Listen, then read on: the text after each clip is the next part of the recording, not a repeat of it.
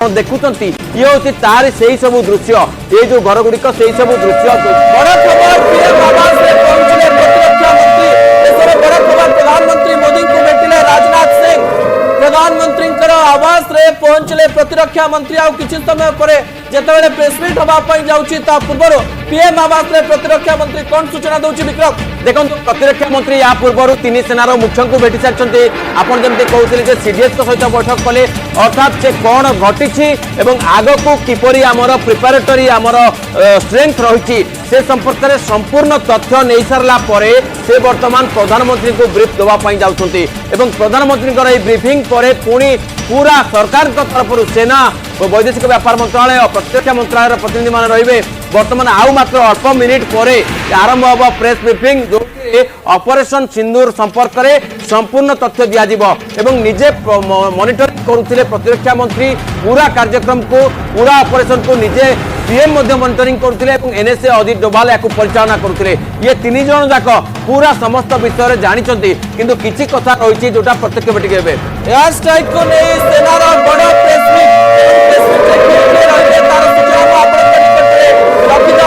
विदेश मंत्रालय और सेनार मिलित प्रेसमिट होगापी जाऊँगी भारतीय सेनार सांबादिक सम्मेलन में किए किए रे से संपर्क में अधिक सूचना देखो बर्तमान प्रेस ब्रीफिंग जाऊँगी सेनार अधिकारी माने बर्तमान बसी जाइए मात्र गोटे मिनिट रे तथ्य रखा ऑपरेशन सिंदूर किभली आरंभ होगा जाऊँगी ऑपरेशन सिंदूर रे कौन कौन घटी यार परवर्ती रिटालिएटरी एक्शन वैदेशिक सचिव विक्रम मिस्त्री रही बड़ सूचना वैदेशिक सचिव किछि कहबापई जाउचंती कर्नेल सोफिया क्यूरेसी मध्य से स्थान रे बसिचंती कर्नेल सोफिया क्यूरेसी से स्थान रे बसिथिबार सूचना सामना को आसुची एवं टीवी स्क्रीन रे आपण देखि पारुचंती बड़ सूचना दिया जिवो कर्नेल सोफिया क्यूरेसी रहिचंती प्रेस मीट रे एवं विंग कमांडर व्योमिका सिंह मध्य से स्थान रे रहिचंती आ किछि सेकंड भीतर। नमस्कार, इस ब्रीफिंग में शामिल होने के लिए आप सभी का धन्यवाद। जैसा कि आप सभी जानते हैं 22 अप्रैल 2025 को लश्कर तैयबा से संबंधित पाकिस्तानी और पाकिस्तान प्रशिक्षित आतंकवादियों ने भारत में जम्मू और कश्मीर के पहलगाम में भारतीय पर्यटकों पर बर्बरतापूर्ण हमला किया। 25 भारतीयों और एक नेपाली नागरिक को कायरतापूर्ण मौत के घाट उतार दिया गया। मुंबई के 26 नवंबर 2008 के हमलों के बाद यह भारत में हुई किसी आतंकवादी हमले में मारे गए आम नागरिकों की संख्या की दृष्टि से सबसे गंभीर घटना है। पहलगाम का हमला अत्यधिक बर्बरतापूर्ण था, जिसमें वहां मौजूद लोगों को करीब से और उनके परिवारों के सामने सिर पर गोली मारी गई। हत्या के इस तरीके से परिवार के सदस्यों को जानबूझकर आघात पहुंचाया गया। साथ ही उन्हें यह नसीहत भी दी गई कि वे वापस जाकर इस संदेश को पहुंचा दें। यह हमला स्पष्ट रूप से जम्मू और कश्मीर में बहाल हो रही सामान्य स्थिति को बाधित करने के उद्देश्य से किया गया था। चूंकि पर्यटन फिर से अर्थव्यवस्था का मुख्य आधार बन रहा था, इस हमले का मुख्य उद्देश्य इसे प्रतिकूल रूप से प्रभावित करना था। पिछले वर्ष आप सभी जानते हैं 2.25 करोड़ से अधिक पर्यटक कश्मीर आए थे। इस हमले का मुख्य उद्देश्य इसलिए संभवतः यह था कि इस संघ राज्य क्षेत्र में विकास और प्रगति को नुकसान पहुंचाकर इसे पिछड़ा बनाए रखा जाए और पाकिस्तान से लगातार होने वाले सीमा पार आतंकवाद के लिए उपजाऊ जमीन बनाने में सहायता की जाए। हमले का यह तरीका जम्मू और कश्मीर और शेष राष्ट्र दोनों में सांप्रदायिक दंगे भड़काने के उद्देश्य से भी प्रेरित था। इसका श्रेय सरकार और भारत के सभी नागरिकों को दिया जाना चाहिए कि इन प्रयासों को विफल कर दिया गया। एक समूह ने खुद को रेजिस्टेंस फ्रंट टीआरएफ कहते हुए इस हमले की जिम्मेदारी ली है। यह समूह संयुक्त राष्ट्र द्वारा प्रतिबंधित पाकिस्तानी आतंकवादी समूह लश्कर तैयबा से जुड़ा हुआ है। यह उल्लेखनीय है कि भारत ने मई और नवंबर 2024 में संयुक्त राष्ट्र की 1267 कमेटी की सैंक्शंस मॉनिटरिंग टीम को अर्धवार्षिक रिपोर्ट प्रस्तुत की थी, जिसमें टीआरएफ के बारे में साफ इनपुट दिए गए थे।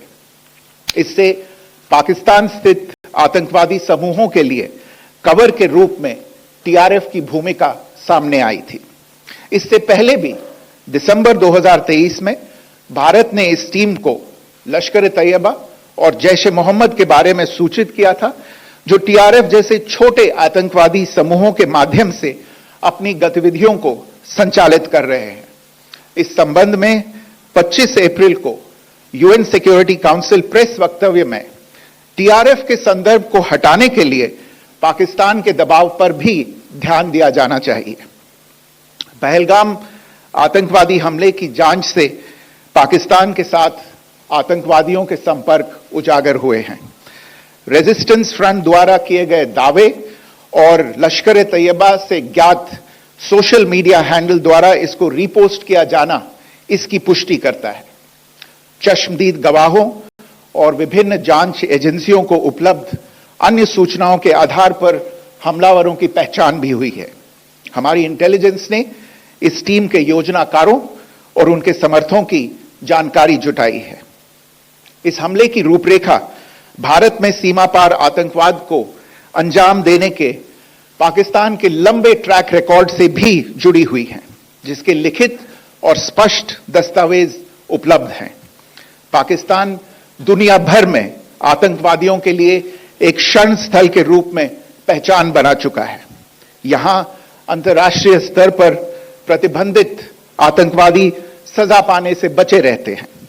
इसके अलावा पाकिस्तान ने इस मुद्दे पर विश्व और फाइनेंशियल एक्शन टास्क फोर्स जैसे अंतर्राष्ट्रीय मंचों को जानबूझकर गुमराह करने के लिए भी जाना जाता है।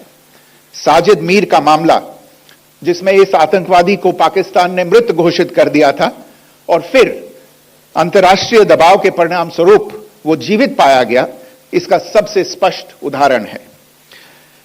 यह स्वाभाविक है कि पहलगाम में हुए इस हमले से जम्मू और कश्मीर के साथ साथ भारत के अन्य भागों में भी आक्रोश देखा गया।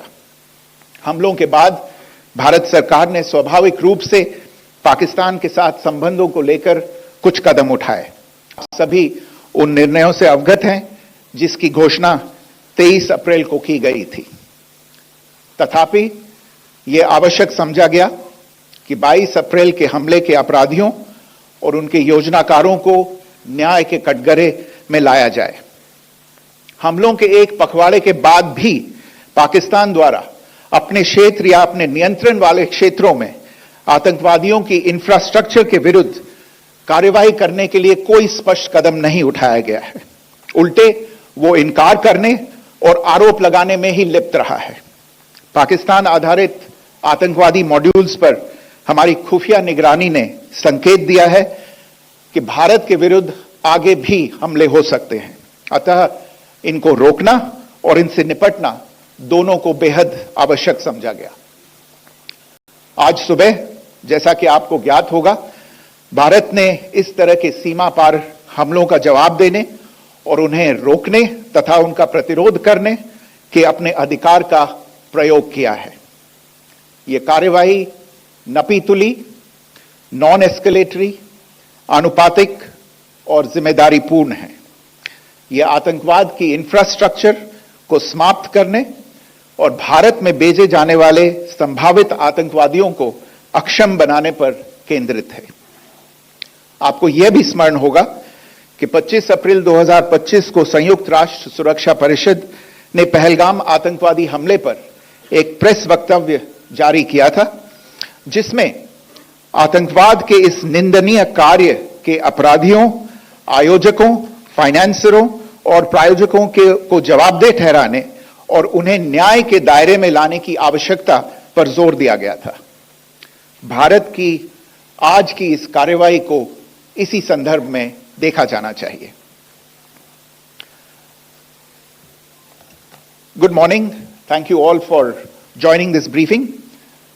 As you are all aware, on April 22, 2025, Pakistani and Pakistan-trained terrorists belonging to the Lashkar-e-Taiba carried out a savage attack on Indian tourists at Pahalgam in Jammu and Kashmir in India. They murdered 26 people, including one national of Nepal, causing the largest number of civilian casualties in a terrorist attack in India since the 26 November 2008 attacks in Mumbai. The attack in Pahalgam was marked by extreme barbarity, with the victims mostly killed with headshots from close range and in front of their families.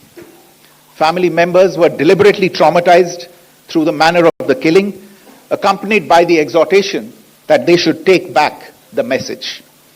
The attack was clearly driven by the objective of undermining the normalcy returning to Jammu and Kashmir.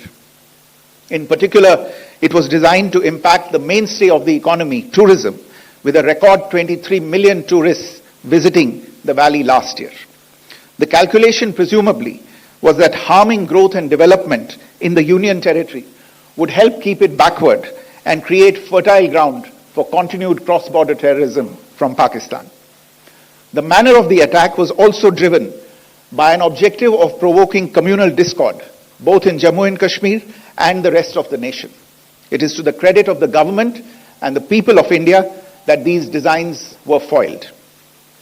A group calling itself the Resistance Front has claimed responsibility for the attack. This group is a front for the UN-proscribed Pakistani terrorist group Lashkar-e-Taiba. It is notable that India had given inputs about the TRF in the half-yearly report to the monitoring team of the UN's 1267 Sanctions Committee in May and November 2024, bringing out its role as a cover for Pakistan-based terrorist groups. Earlier too, in December 2023, India had informed the monitoring team about Lashkar and Jaish-e-Mohammed operating through small terror groups such as the TRF. Pakistan's pressure to remove references to TRF in the April 25 UN Security Council press statement is notable in this regard. Investigations into the Pahalgam terror attack have brought out the communication notes of terrorists in and to Pakistan. The claims made by the Resistance Front and their reposting by known social media handles of the Lashkar-e-Taiba speak for themselves. Identification of the attackers based on eyewitness accounts as well as other information available to law enforcement agencies has also progressed. Our intelligence has developed an accurate picture of the planners and backers of this team.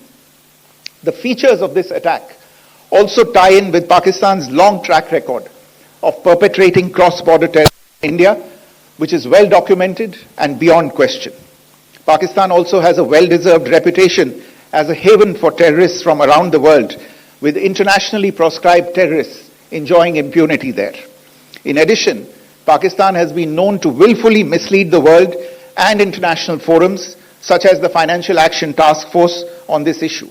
The Sajid Mir case, in which this terrorist was declared dead and then, in response to international pressure, brought back to life, found alive and arrested, is the most glaring example. The latest attack in Pahalgam has understandably generated deep anger in Jammu and Kashmir and in other parts of India. Following the attacks, the government of India naturally responded with a set of initial measures relating to our engagement with Pakistan. You're all aware of the decisions that were announced on the 23rd of April. However, it was deemed essential that the perpetrators and planners of the 22nd April attack be brought to justice. Despite a fortnight having passed since the attacks, there has been no demonstrable step from Pakistan to take action against the terrorist infrastructure on its territory or on territory under its control. Instead, all it has indulged in are denials and allegations. Our intelligence monitoring of Pakistan-based terrorist modules indicated that further attacks against India were impending. There was thus a compulsion both to deter and to preempt. Earlier this morning, as you would be aware, India exercised its right to respond and preempt as well as deter more such cross-border attacks. These actions were measured, non-escalatory, proportionate, and responsible. They focused on dismantling the terrorist infrastructure and disabling terrorists likely to be sent across to India. You would also recall that the Security Council on 25th April 2025 had issued a press statement on the Pahalgam terror attack, underlining, and I quote, the need to hold perpetrators, organizers, financiers, and sponsors of this reprehensible act of terrorism accountable and bring them to justice, unquote. India's latest actions should be seen in this context. Joining me for this briefing on our actions earlier this morning are Colonel Sophia Qureshi and Wing Commander Vyomika Singh. I will request them to share some details regarding Operation Sindoor with all of you.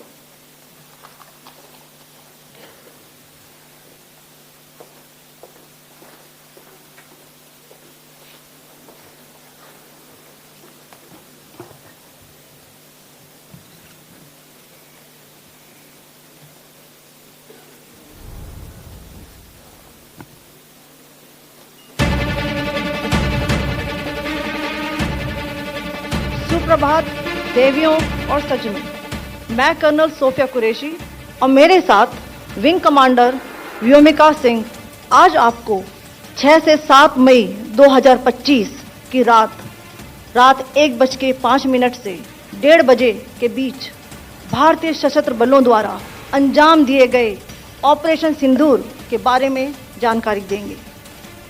Operation सिंदूर 22 अप्रैल को पहलगाम में हुए विभत्स आतंकवादी हमले के शिकार मासूम नागरिकों व उनके परिवारों को न्याय देने के लिए लॉन्च किया गया था। इस कार्रवाई में 9 टेररिस्ट कैंप्स को टारगेट किया गया और पूरी तरह से इसे बर्बाद किया गया। पाकिस्तान में पिछले 3 दशकों से टेरर इंफ्रास्ट्रक्चर का निर्माण हो रहा है। इसमें recruitment, indoctrination centres, training areas व लॉन्च पैड शामिल थे, जो पाकिस्तान और पाक अधिकृत जम्मू कश्मीर POJK दोनों में फैले हैं। Operation Sindoor was launched by Indian Armed Forces to deliver justice to the victims of Pahalgam terror attack and their families.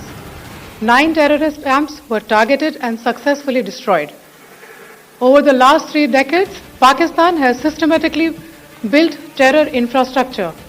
It is a complex web of recruitment and indoctrination centers, training areas for initial and refresher courses, and launch pads for handlers. These camps are located both in Pakistan as well as Pakistan-occupied Jammu and Kashmir areas. Some of the well-known training camps are located, as you can see on the screen. They are distributed from Savai Nala in the north, counting to approximately 21, ending at Bhagalpur to the south. इन लक्ष्यों का चयन विश्वसनीय intelligence सूचनाओं के आधार पर हुआ ताकि आतंक गतिविधियों की रीढ़ तोड़ी जा सके, और यह खास ध्यान दिया गया कि निर्दोष नागरिकों और सिविलियन इंस्टॉलेशन को नुकसान न पहुंचे।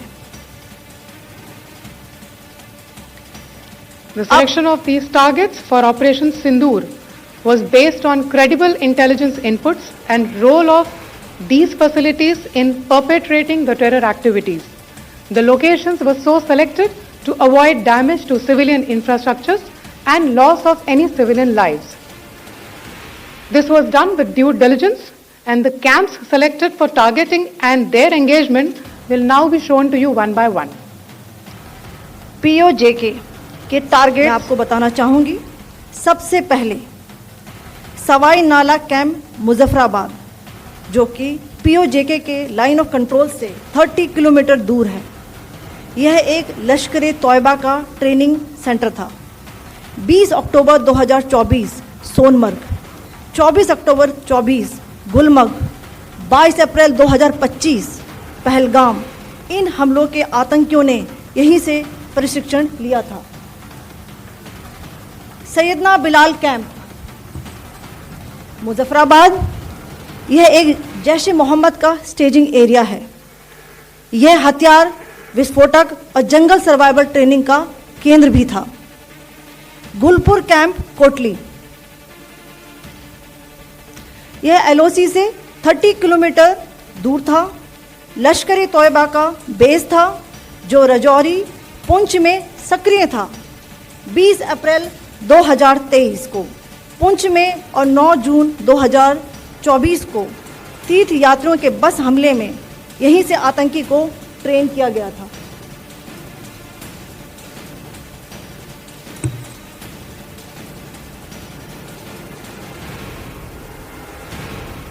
बरनाला कैंप बिम्बर, ये एलओसी से 9 किलोमीटर दूर है। यहाँ पर हथियार हैंडलिंग, आईईडी व जंगल सर्वाइवल का प्रशिक्षण केंद्र था। अब्बास कैंप कोटली,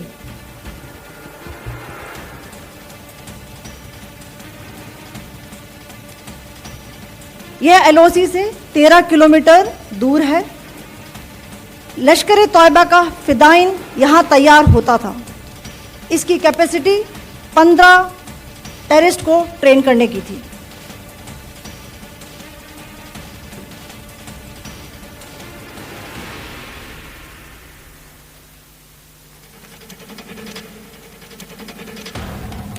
अब मैं पाकिस्तान के अंदर के टारगेट से अवगत कराना चाहूंगी। पहला, सर्जल कैंप सियालकोट, यह अंतर्राष्ट्रीय सीमा से 6 किलोमीटर की दूरी पर है, सांबा कठुआ के सामने।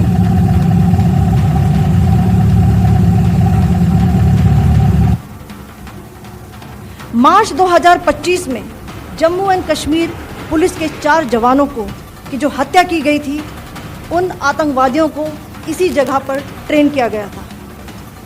दूसरा, महमूना जाया कैंप सियालकोट, यह 18 से 12 किलोमीटर आईबी से दूर था। हिजबुल मुजाहिदीन का बहुत बड़ा कैंप था। यह कठुआ जम्मू क्षेत्र में आतंक फैलाने का नियंत्रण केंद्र था। पठानकोट एयरफोर्स बेस पर किया गया हमला भी इसी कैंप से प्लान और डायरेक्ट किया गया था। मरकज ताइबा मुरीद के, यह आईबी से 18 से 25 किलोमीटर दूरी पर है। 2008 के मुंबई हमले के आतंकी भी यहीं से प्रशिक्षित हुए थे। अजमल कसब व डेविड हेडली भी यहाँ ट्रेन हुए थे।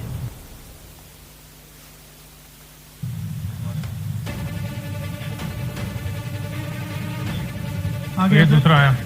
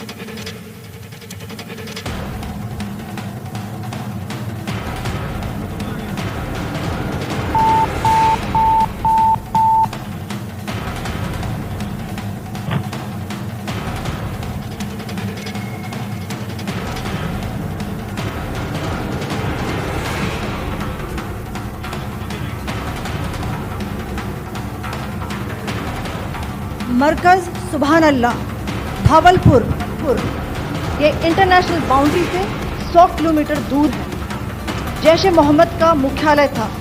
यहाँ पर रिक्रूटमेंट, ट्रेनिंग व इंडोक्ट्रिनेशन का केंद्र भी था। शीर्ष आतंकी अक्सर यहाँ आते थे। मैं आप सबको बताना चाहती हूँ कि किसी भी सैन्य ठिकाने का निशाना नहीं बनाया गया और अभी तक किसी तरह की नागरिक क्षति की रिपोर्ट नहीं है। धन्यवाद। जय Hind. The strike on the terror camps were undertaken through precision capability, as shown to you. A niche technology weapons with careful selection of warheads was ensured so that there will be no collateral damage. The point of impact in each of the target was a specific building or a group of buildings. All the targets were neutralized with clinical efficiency and the results reiterate the professionalism of the Indian Armed Forces in the planning and execution of their operations. No military establishments were targeted. India has demonstrated considerable restraint in its response. However, it must be said that the Indian Armed Forces are fully prepared to respond to Pakistani misadventures, if any, that will escalate the situation. Jai Hind and thank you very much. Ladies and gentlemen, friends in the media, I ask your indulgence today in view of the fact that this is still an evolving situation. We will therefore not be able to take questions and answers today, but we will come back for more updates and more briefings shortly. Thank you all very much for joining us this morning. Thank you. Jai Hind. Vikram शेष होइछि operation सिंदूर संपर्कित briefing एवं बड़ खबर आसुछि जे PoJK आतंकवादी शिविर उपरे आक्रमण होइछि बोली सरकार स्पष्ट भाव में घोषणा करछन्ती एवं 9टी आतंकवादी आडा उपरे आक्रमण होइछि आतंकवादी कैंप उपरे आक्रमण रे ध्वस्त हो जाइछि विभिन्न स्थान साधारण जनता लगी कौन आक्रमण उद्दिष्ट नथिला एक स्पष्ट करछन्ती सरकार एवं पहलगाम आक्रमण बदला नहीं भारत एक सरकार आनुष्ठानिक भाव में जगह देखे कहते यही जगह मारिचु लोकंकर कौन क्षति होना कि विक्रम गोटे सूचना देदेवाई चाहिए भारत सरकार को मानिबा पड़ो 2 जन दुर्गा एवं जड़े सिंह को बसई आ 2 जनकर कथा कहीदेवाई चाहिए जड़े होती सोफिया कुरेशी जे कि यंग कर्नेल महिला जड़े सिंदूर बदला महिला मान हाथ में नि द्वितीय जनक होती Vyomika Singh wing commander young wing commander आउ गोटे बड़ कथा कहीदेवाई चाहिए विक्रम मिश्री होती कश्मीरी पंडित जी कि 1964 मसीह कश्मीर रे जन्म होते बापा को से स्थान मारी बाहर कर दिया जाइतिला एई पैनल को देखंतु अर्थात भारत से भलिया दृश्य देखैछि जे भारतर ये गोटे मेसेज जे महिला माने भी आगो को आसिकरी बदला नहीं पारंती काश्मीरी जो काश्मीरी पंडित को तुम्हें बाड़ेकरी विदा करथिलो से काश्मीर पंडित एबे काश्मीर रो कथा कहउचंती एवं इंडियन एयरफोर्स इंडियन आर्मी एवं पूरा भारतर समस्त बाहिनी रो ये होची सम्मिलित कोऑर्डिनेटेड इफेक्ट एवं आपण देखुचंती गोटिए परे गोटिए प्रमाण भीमर ये होची प्रमाण जोठी आतंकवादी आडा थिला ताको आमे नष्ट करिछु एवं आउ गोटिए आपण देखुचंती ये होची कोतवाली रो सेही प्रमाण कोटली रो सेही प्रमाण जोठी आतंकवादी आक्रमण पूर्वरु केवल थिला एवं आतंकवादी आक्रमण परे ये को जेतबेले आमे नष्ट करिछु से केवल दृश्य अछि प्रत्येक जगार प्रमाण भारत सरकार प्रस्तुत करछन्ती किभली भाव में आतंकवादी आडा गुडी को नष्ट कर दैछि एयर स्ट्राइक पूर्वर दृश्य एयर स्ट्राइक परर दृश्य भीमर दृश्य आपण देखुछन्ती विक्रम आ गोटे कथा मन पकईदेवाई चाहिए 1999 को